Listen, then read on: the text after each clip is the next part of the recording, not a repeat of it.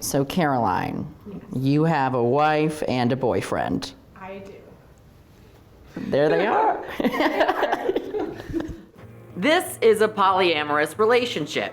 Caroline is married to Josie and has been in a committed relationship with Adam for nearly 4 years. They have 1 house, 2 kids, and 3 adults calling the shots. In this Asking for a Friend, I wanted to learn the language of polyamorous love. So let's start with the vocab lesson. So I feel like when I first dove into this, I'm like 3 people, they're a triad. True or false? False. What are you guys? We're a V. What's a V?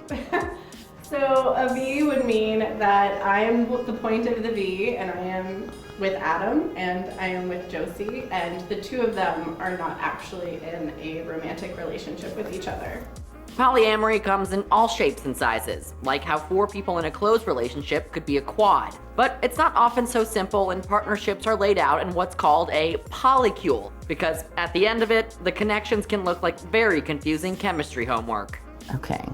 And Adam and Josie, describe your relationship. So we're metamorphs is the word that we Okay. use for it, which means we are dating the same person. I think another misconception with polyamory is it tends to get lumped in with polygamy. I know. What are the differences there? Well, polygamy traditionally has been one husband with multiple wives. Polyamory is something that people of any gender can participate in and are expected to give an equality. So polyamory is definitely an equal feminist view of that. What is polyfidelity?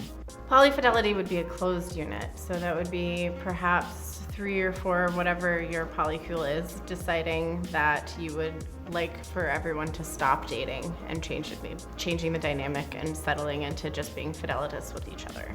Is that, now this is coming from someone who has like a monogamous mindset, is that a goal to close off the unit?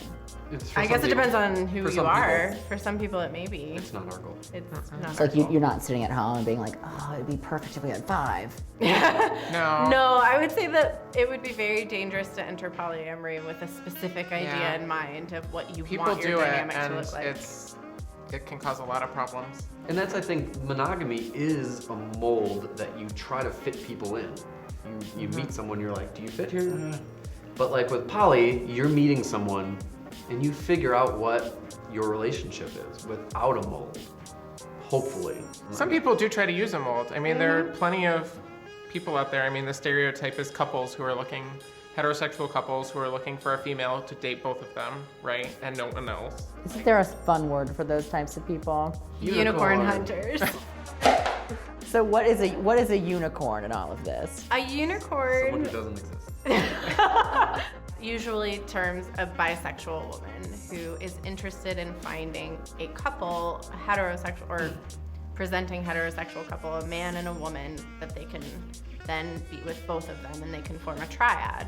And why do we call them unicorns? The stereotype is a couple that is looking for a woman to add to their relationship, not to start a new relationship with, but to bring into theirs, and who is willing to allow them to always prioritize their relationship over her. Basically not treating her as an equal Right, an accessory. Exactly. Right. That's where the negative stereotype comes from, and where the term unicorn hunters. Sounds like an awesome TLC show.